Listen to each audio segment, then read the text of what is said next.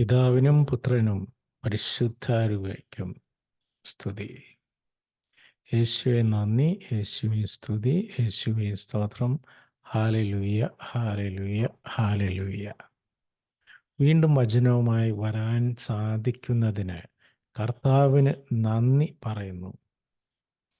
ഇന്നത്തെ വചനം 1 കൊറിന്തോസ് 11 അധ്യായം 33 വാക്യം.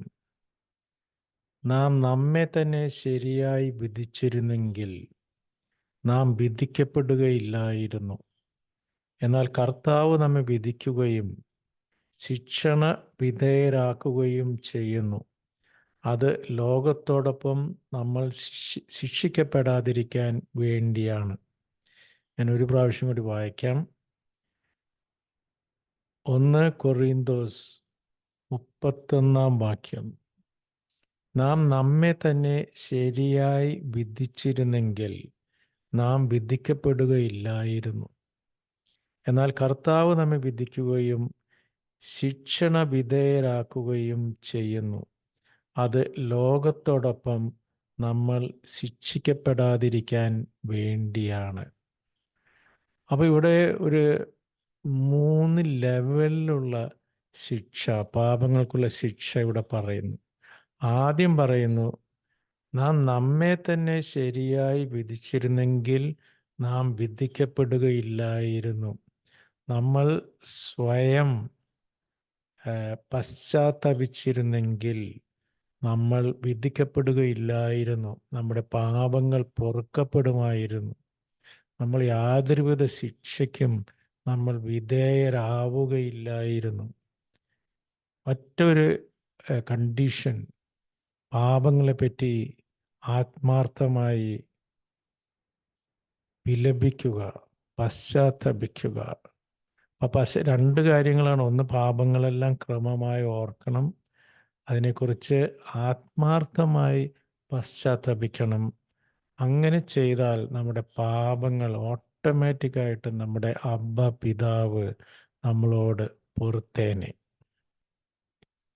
അപ്പം അതുകൊണ്ടൊക്കെ തന്നെയായിരിക്കണം കർത്താവ് പറയുന്നത്, ആദ്യം സ്വന്തം കണ്ണിലെ തടിക്കഷ്ണം എടുത്ത് മാറ്റുക, അപ്പോൾ അന്യൻ്റെ കണ്ണിലെ കരടെടുത്ത് മാറ്റാൻ നിനക്ക് വെളിച്ചം കിട്ടും. അപ്പോൾ നമ്മളൊരു ധ്യാനാവസ്ഥയിലോട്ടൊക്കെ വരുമ്പോൾ, ഒരു മെഡിറ്റേറ്റീവ് മോഡ് ഓഫ് ലിവിങ്ങിലോട്ടൊക്കെ വരുമ്പോൾ, നമ്മിലുള്ള പാപങ്ങൾ, നമ്മിലുള്ള പ്രശ്നങ്ങൾ കൂടുതലായി നമ്മൾ മനസ്സിലാക്കും.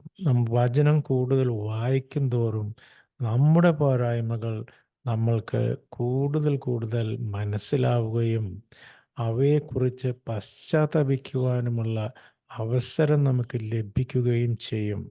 അപ്രകാരം ചെയ്താൽ പിന്നെ ദൈവത്തിൻ്റെ തിരുത്തലുകളുമില്ല, മരണത്തിന് ശേഷമുള്ള നരകാഗ്നിയുമില്ല. പാപങ്ങൾ പൊറുക്കുന്നവനാണ് നമ്മുടെ കർത്താവ്. ഉരുകിയ മനസ്സോടെ പശ്ചാത്താപത്തോടെ പാപങ്ങൾ ഏറ്റുപറഞ്ഞാൽ സ്വർഗം സന്തോഷിക്കും. നമ്മുടെ കർത്താവ് കരുണാഹൃദയനാണ്. കർത്താവ് നമ്മുടെ പാപങ്ങൾ പൊറുക്കുവാനായി കാത്തിരിക്കുന്നു. ആകെ ചെയ്യേണ്ടത് പശ്ചാത്തപിക്കുക, ആത്മാർത്ഥമായി പശ്ചാത്തപിക്കുക. ഇനി അത് നമ്മൾ വിട്ടുപോയാൽ കർത്താവ് നമ്മെ വിധിക്കുകയും ശിക്ഷണ വിധേയരാക്കുകയും ചെയ്യുന്നു. ഇപ്പം സ്വയമേവ പശ്ചാത്തപിച്ച് നന്നാകാത്തവര് കർത്താവ് ഈ ഭൂമിയിൽ വെച്ച് തന്നെ വെട്ടി ഒരു നല്ല കണ്ടീഷനാക്കും. നമ്മളൊരു അഹംഭാവിയാണെങ്കിൽ നമ്മൾക്ക് എളിമപ്പെടുത്തുന്ന പല കാര്യങ്ങളും നമ്മുടെ ജീവിതത്തിൽ സംഭവിക്കും. അപ്പോൾ സ്വയം പശ്ചാത്തപിക്കാത്തവനെ നമ്മളെ സ്നേഹിക്കുന്ന നമ്മുടെ അബ്ബ പിതാവ് നരകാഗ്നിയിൽ നിന്ന് രക്ഷിക്കാൻ വേണ്ടി ഈ ഭൂമിയിൽ വെച്ച് തന്നെ നമ്മളെ വിധിക്കുകയും ശിക്ഷണ വിധേയരാക്കുകയും ചെയ്യുന്നു. അതിൻ്റെ കാരണം അത് ലോകത്തോടൊപ്പം നമ്മൾ ശിക്ഷിക്കപ്പെടാതിരിക്കാൻ വേണ്ടിയാണ്. ഈ 2 കറക്ഷനിലും നമ്മൾ ശരിയായില്ലെങ്കിൽ നരകാഗ്നി നമ്മളെ കാത്തിരിക്കുന്നു. ഇപ്പം എത്ര കരുണാമയനാണ് നമ്മുടെ കർത്താവ്. 2 സ്റ്റേജ് കഴിഞ്ഞിട്ടും നമ്മൾ നമ്മൾ ശരിയായില്ലെങ്കിൽ മാത്രമാണ് നമ്മൾ നരകാഗ്നിക്ക് നമ്മൾ അർഹനാകുന്നത്. അപ്പോൾ ദൈവം നമുക്ക് സമയം തന്നിരിക്കുന്നു. അപ്പോൾ നമുക്ക് പറ്റുന്നത്ര നേരത്തെ സ്വയം തെറ്റുകൾ കണ്ടുപിടിച്ച് പശ്ചാത്തപിച്ച് ദൈവത്തിൻ്റെ മുമ്പിൽ മാപ്പപേക്ഷിക്കുക. അതാണ് ഒരു ക്രിസ്ത്യാനിയായിക്കുള്ള ഏറ്റവും വലിയ പ്രിവിലേജ്.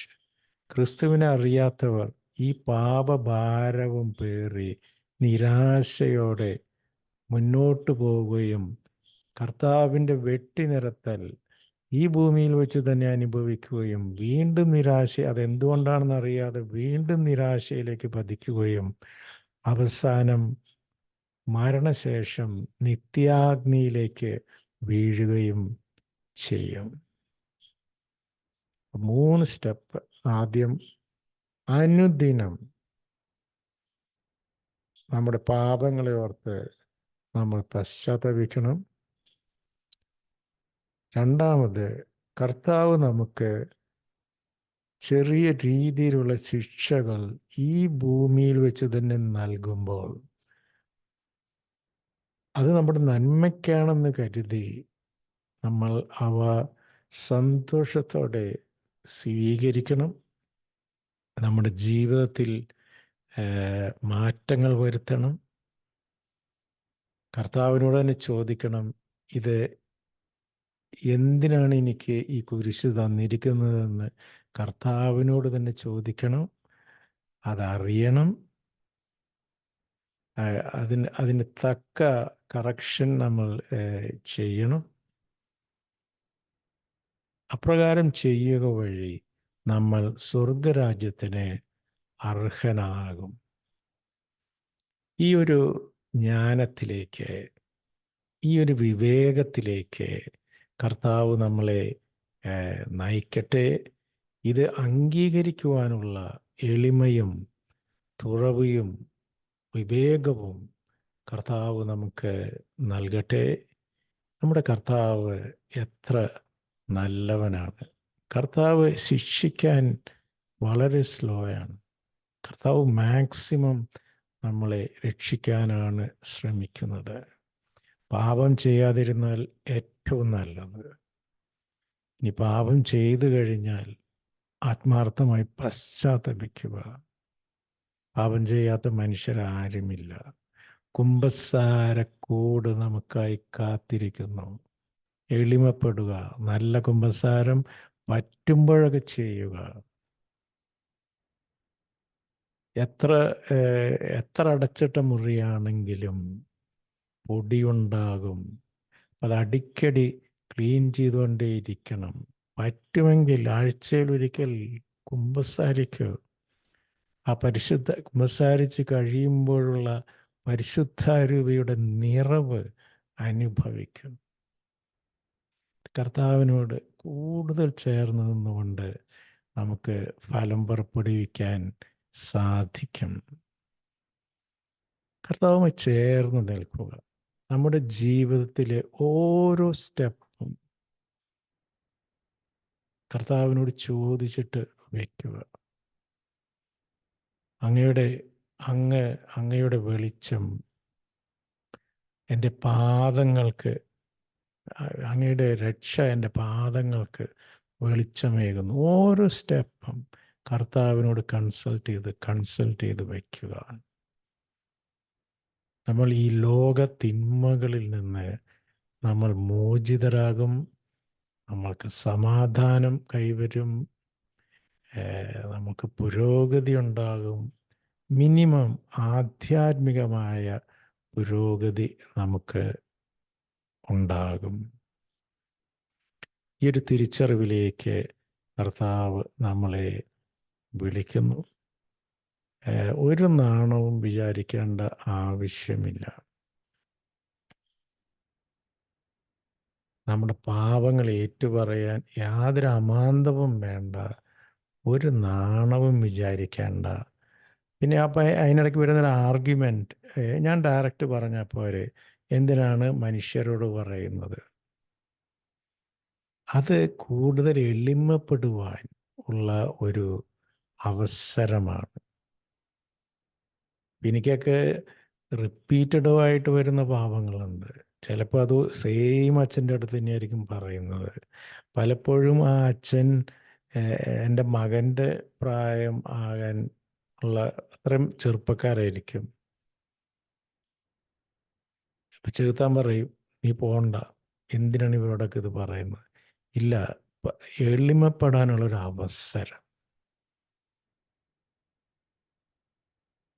അത് കഴിയുമ്പോൾ പരിശുദ്ധാരൂപിയുടെ ഒരു നിറവ് നമുക്ക് അനുഭവപ്പെടും. ഇത് ഫ്രീ ആയിട്ട് തിരുസഭ നമുക്ക് നൽകുന്നതാണ്. എന്തുകൊണ്ട് നമുക്കത് ഉപയോഗിച്ചുകൂടാ? ദൈവം നമ്മളെ അനുഗ്രഹിക്കട്ടെ. നമ്മുടെ വിശ്വാസം അനുദിനം വളരട്ടെ. Let us celebrate Jesus Christ when we are on planet Earth. അതുകൊണ്ടൊക്കെ തന്നെയായിരിക്കണം കുർബാന, വിശുദ്ധ കുർബാന, ഹോളി യുക്രിസ്റ്റ് എന്നൊക്കെ പറയുന്നത്. അത് ഇറ്റ് ഈസ് എ സെലിബ്രേഷൻ.